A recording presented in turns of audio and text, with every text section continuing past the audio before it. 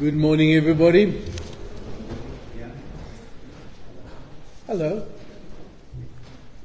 And it's nice to see so many brave people, because when the wind was howling at 3 o'clock and woke me up, I did not think to see all of you here. But welcome. And I see there's quite a few people on the Facebook already. Enjoy it. It's a privilege to be able to have it, and welcome with us as well. Just a few announcements. Just most of you that are on the WhatsApp groups probably have seen the message that the two groups are now amalgamated. Old groups that you still see around will disappear in about 2 weeks' time. So if you haven't yet clicked on the little link to take you to the new Stadtruim United Congregation group, please do so. We gathered just in 2 days or something. The two groups, the combined groups, are somewhere about 110 people now. And if everybody that should be there is there, we will be about 140. So it was actually amazing that so many people joined already. Then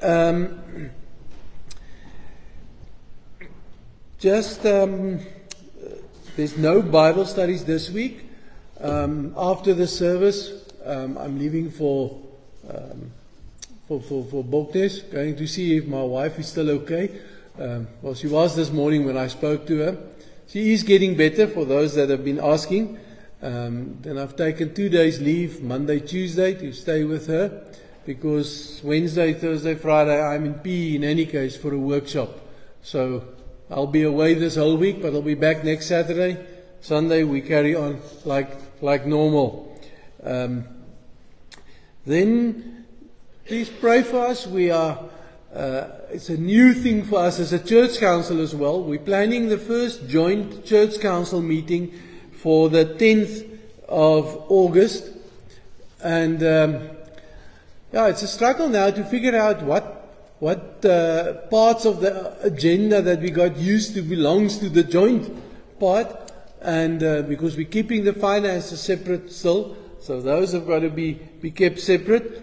So yes, pray for us. That will be on the 10th of August at 5:30 in the DRC vestry.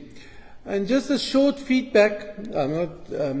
Some of the stuff that is going to this church council for, I think ratification is the word, om het nou te finaliseer, comes from the committee that's working with this unification between the two congregations.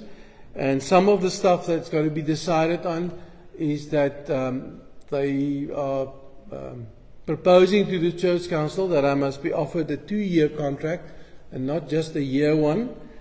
That and the contract with me and the contract between the two congregations, it's got a fancy name, a memorandum of agreement, that's been already sent to the presbytery and so on for checking out and making sure that we are on par.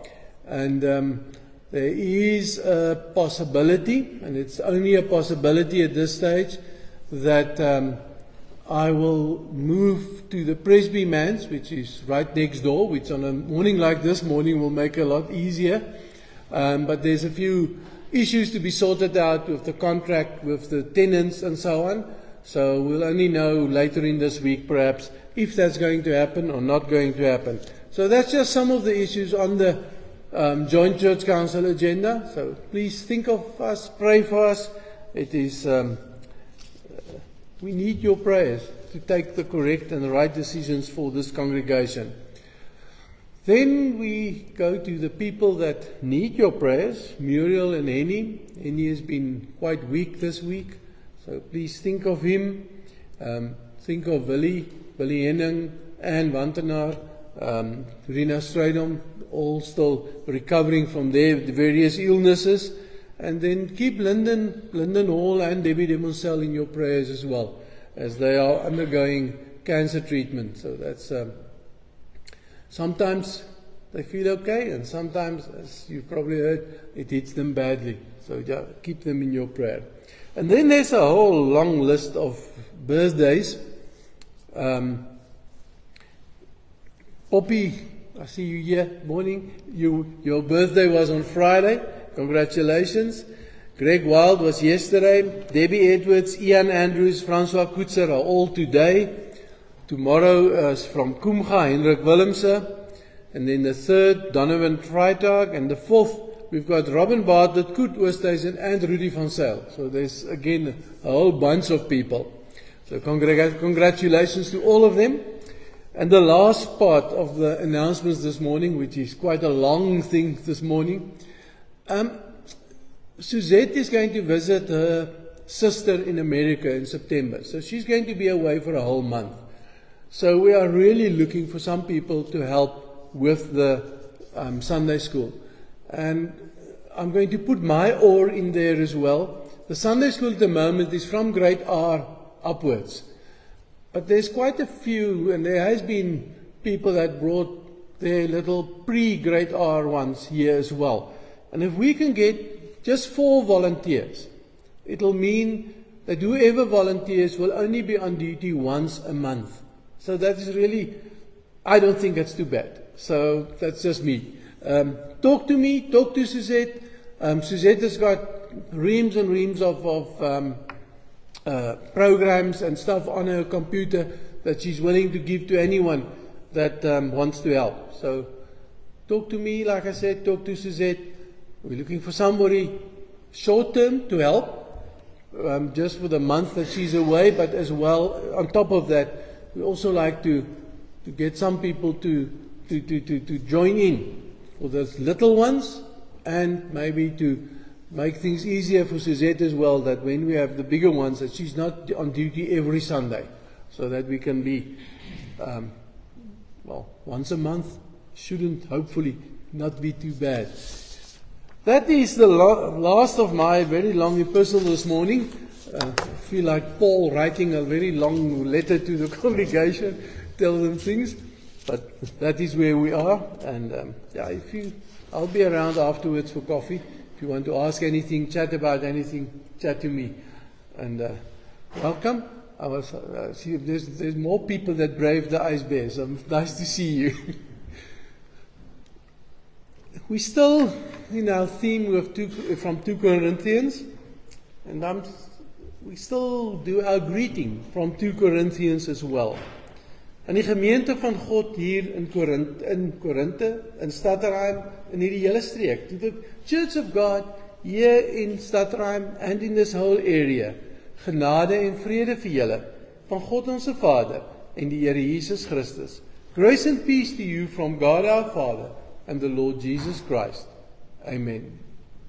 Now we're going to sing 3 songs. God is good, for thou, O Lord, and Amazing Grace, which we're going to sing in Afrikaans and English. So let us rise and sing to God's glory. Hallelujah.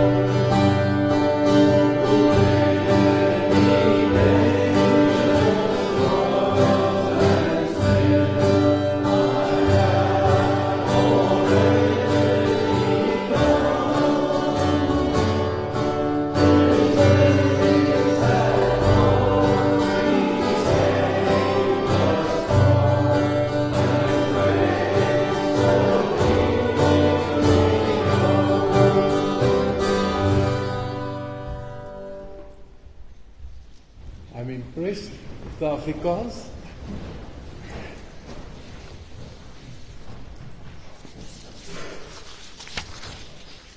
In Psalm 119, we read these wonderful words. Your statutes are wonderful, therefore I obey them. The unfolding of your words give light. It gives understanding to the simple. And then this prayer. Direct my footsteps according to your word.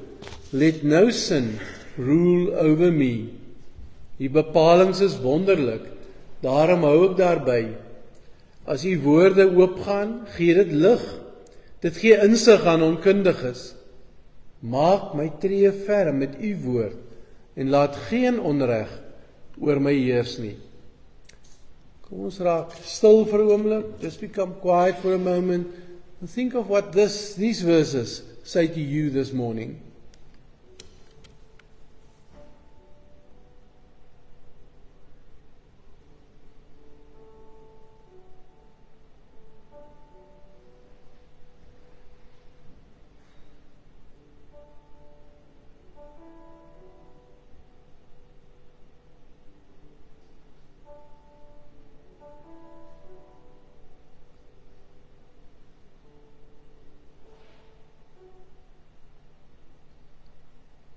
Amen.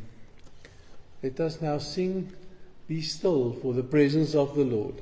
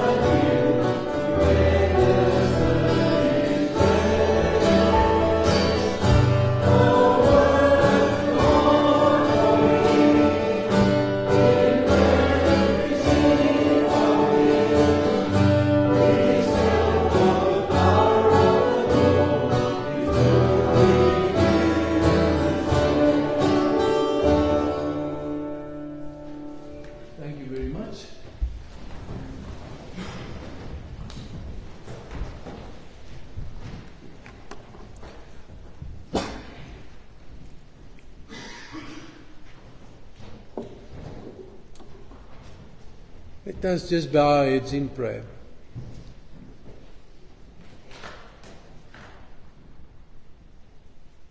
Ja, Heer, ons kyk na U en ons sit hier met verwagting.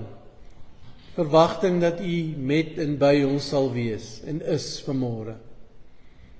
Yes, Lord, that as we've just sung, that Your presence, Your glory, Your care, Your grace will be here with us this morning. That we can hear Your word, Your voice. Father, will U spreek? Yes, Lord, will You speak? Because we want to hear You. In Jesus' name we ask this. Amen.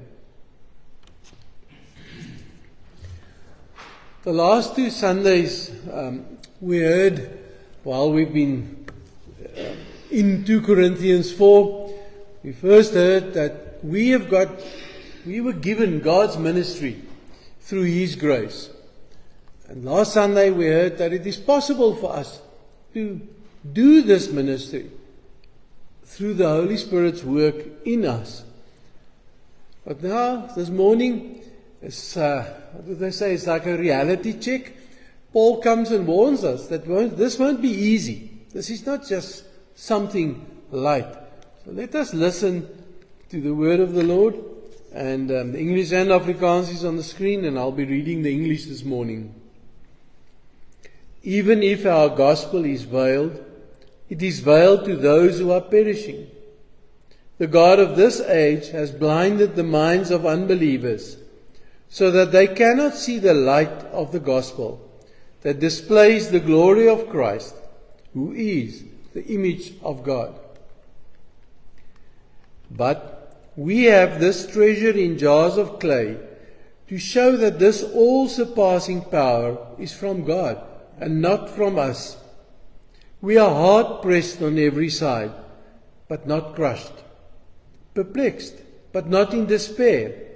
Persecuted, but not abandoned. Struck down, but not destroyed. This morning we just read up to there from the word of the Lord.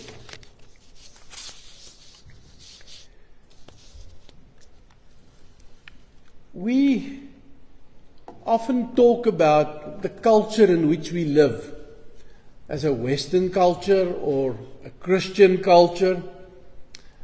And so we think, but in this Christian culture, it is easy, it is normal to follow Christ.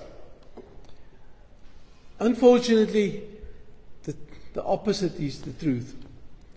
It is not so easy, because even what we call a Christian culture is not totally Christian. It has been, as some people call it, has been domesticated by us. It's been changed by us to suit us. So that even into the church, into the lives of followers of Christ, we get the materialism of the world. We get the individualism about everything is about me creeping in. So that the culture in which we are living is not totally Christian. Sometimes all that counts is the money, the bottom line, as they say. We take our decisions according to that, not according to what might be Christ's will, God's will, or what might be the more caring option for people. We often take the safer line. We often rather keep still, keep quiet, try and stay safe, or ask what is in it for me.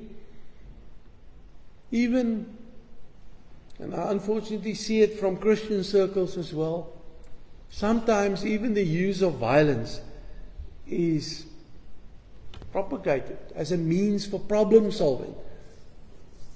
Soos in Afrikaans sê, dit word goed gepraat. Understand, man, he did that out of because he couldn't do anything else, or because he just lost it, or something like that. But if we understand ourselves as different from the world, if we understand ourselves as people that were given a ministry by God, His ministry of grace, if we understand ourselves as people that in whom the Holy Spirit lives, as people who are led by the Spirit, then we start to look at the world somewhat differently. Then the heroes of the world, the heroes of our culture, aren't always our heroes. 2 Corinthians 3, just the previous chapter from where we've read now, verse 18, puts it this way. And we all, who with unveiled faces contemplate the Lord's glory, are being transformed into His image, with ever-increasing glory, which comes from the Lord, who is the Spirit. So, as we've said there from the first one of this series, we are not static. We are not staying the same. We are growing all the time. And Paul says, he says we are being transformed into the image of Christ. Other places he says we have the attitude that Christ had. We have that way of looking at people and at the world. And this, he says, with ever increasing glory, meaning it's not something that happens overnight. It takes time in our lives. It's something that's growing and growing and growing in our lives. But it's all from the Lord, through His Spirit. But sometimes we get used to our way of thinking about worshiping God. Sometimes we need to take a hard look in the mirror. Sometimes we've got to decide. Do we take the safe option? Do we keep quiet? Or are we willing to really step out? And there's many, many examples. Just think about our talk amongst each other and around the braaivleis field, the fire, and so on and so on. When we chat with friends, what do we chat about? What do we talk about when it comes to politics? Now, I'm not bashing you this moment. I've got a whole long list, as long as my arm, of complaints about politicians, believe me. My favorite joke that the people that know me have heard often is, how do you know when a politician lies? His lips move. So I'm as guilty, and I'm talking to myself here as well. When the Lord says we must pray for those in charge, how do we do it? To honor God, but also not to fall into the trap of just saying everything is okay when everything is not okay. How do we talk about other people? How do we talk about finances? How do we talk about other races? How do we talk about people that speak other languages? These are not easy things. We live in a multicultural society, and it's often we say things meaning it well, which is taken the wrong way by somebody else. Or somebody else says something meaning it well, also having English or Afrikaans as a second or a third language, and then things don't work out right between us. Paul is talking about in 2 Corinthians, and he's talking to remind you to a group of people that have their own problems, infighting in the congregation, taking each other to the courts, gossiping about each other, and a whole long list of other things. To those people, with all their problems, he's saying to them, you have got to be different from the culture, from the place where you are living. See, some people write about that and says the Corinthians were called to be a contrast community. They've got to contrast what is wrong and show what is right in their words, in their attitude, in their way that they live, in the way that they do things.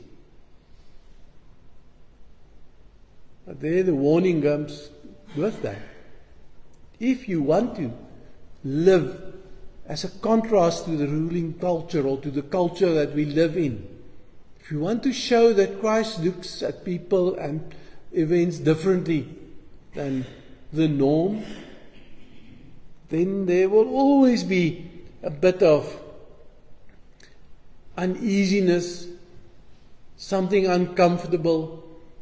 You're feeling as if you don't fit in totally. And interesting, Jesus knew that it will be like that. You go and read the Beatitudes, Matthew 5 verse 1 to 12 again. You'll see when a community is poor in spirit, when they are in mourning, when they are gentle, when they're hungering and thirsting for righteousness, when they're merciful, when they're pure in heart and making peace. There in Matthew already, Jesus warns us, such a community will be reviled, will be persecuted, and all types of evil and gossip will be said about it. But we, me and you, who say we are Christians, who say we belong to this congregation, this united congregation, who say we are in this town as followers of Christ, we are called, as verse 4 says, to see the light of the gospel that displays the glory of God. We are called to show God's light in this darkness. We are called to show in public Christ's image. And verse 6, which we didn't read now, verse 6 says, the glory of God is found in the face of Christ. In the image, the face that Christ showed in public in this world. And we are now called to show, as Christ showed God's face in this world, we are called to show the face of Christ everywhere where we go. And again, if you go and read the rest of that chapter, you'll see Paul doesn't make light of this. He knows it's difficult. That's why time and time and time again he repeats this refrain through the Holy Spirit. Because it's only through God's grace and the Spirit that works in us that we can look differently at people who we actually sometimes don't like. That we can help or reach out to people who we sometimes would prefer to pass by. But the ministry of the grace of God has been given to each one of us. And if we are being transformed into His image, then that's something that will show more and more and more in our lives. And may we be able this week to show something of the face of Christ to people that we meet, to other in circumstances that are sometimes difficult, through the choices that we make. May God really give us that grace through His Holy Spirit. Amen. Let us bow our heads in prayer.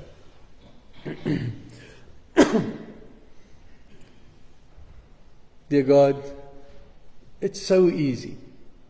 It's so easy to just fall in, to fit in, to speak evil, to do evil. Even though we sometimes don't see it as such, so much evil, but we still, according to what your word says, it's still evil to talk and think badly about people.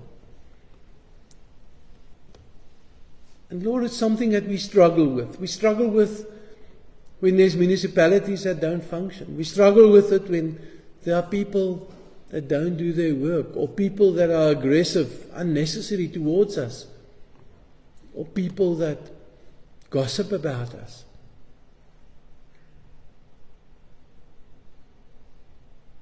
Dear God, help us through your Spirit to show your face, to look with your eyes at the world around us and the people around us. Yes, God, help us. Help us to have the attitude of Christ, that we can show more and more, daily be more and more transformed into Christ's image. In our attitude and talk amongst each other, but also towards other people that are not with us at the moment. We ask this in the name of our Lord Jesus Christ. Yes, Lord.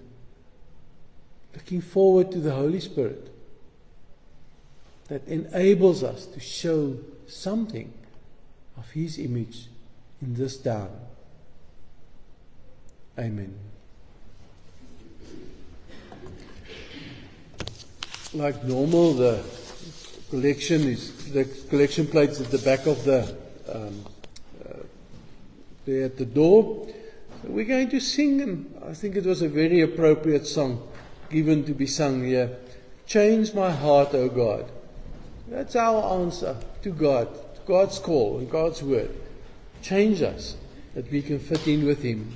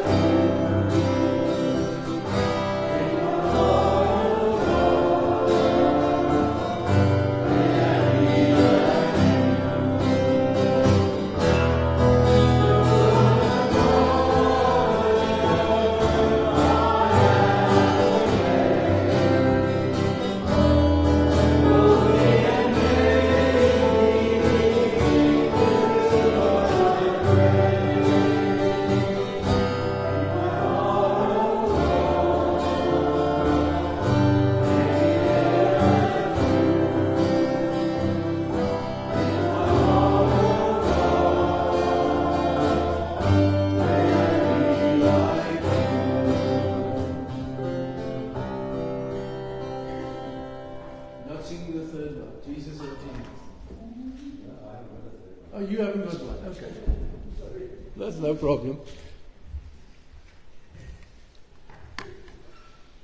Mag nou die genade van die Here Jesus Christus, die liefde van God en die gemeenskap van die Heilige Gees met ons almal wees en bly.